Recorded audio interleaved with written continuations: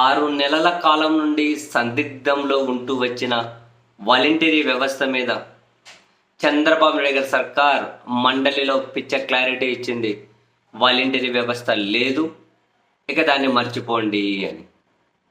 సాంఘిక సంక్షేమ శాఖ మంత్రి బాల వీరాంజనేయులు గారు క్వశ్చన్ అవర్లో సభ్యులు అడిగిన ప్రశ్నకు సమాధానంగా ఈ విషయాన్ని తేల్చేశారు.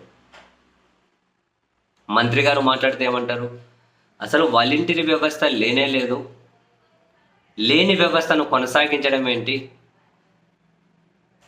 లేని వ్యవస్థను ఎలా కొనసాగిస్తాం, కొనసాగించకుండా గౌరవ వేతనం 10,000 ఇవ్వడం ఏంటి, ఒకవేళ వ్యవస్థ ఉంటే ఇచ్చేవాళ్ళమేమో అని మంత్రి గారి సమాధానం. వాలంటరీ వ్యవస్థ లేదట, లేని వ్యవస్థను కొనసాగించే ఆ ప్రశ్నే రాదట, ఆ వ్యవస్థలో కూడా 10,000 గౌరవ వేతనం ఇస్తామని ఎన్నికల్లో ఇచ్చిన మాట కన్సిడరేషన్లోకే రాదట.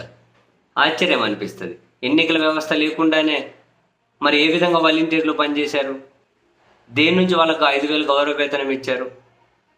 అవును, దానికి కావాలంటే రెన్యువల్ చేసుకుంటూ వెళ్ళొచ్చు.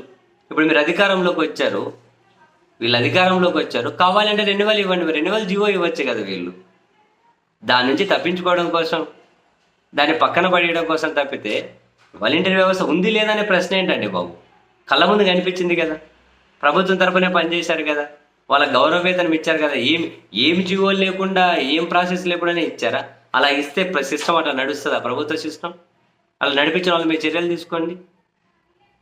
ఒకవేళ రెన్యువల్ జీవో ఇస్తే మళ్ళీ కంటిన్యూ అవుతుంది, అదే పర్మనెంట్ కాదు కదా. రెన్యువల్ జీవో ఇవ్వండి, మరి అది సింపుల్ కదా. రెన్యువల్ జీవో ఇచ్చి మరి వాళ్ళకి ఇస్తున్న గౌరవ వేతనం 10,000 రూపాయలు ఇవ్వండి. మరి అసలు ఇవ్వకూడదన్నదే పాయింట్ వీళ్ళది, దాన్ని కంటిన్యూ చెయ్యకూడదనే పాయింట్.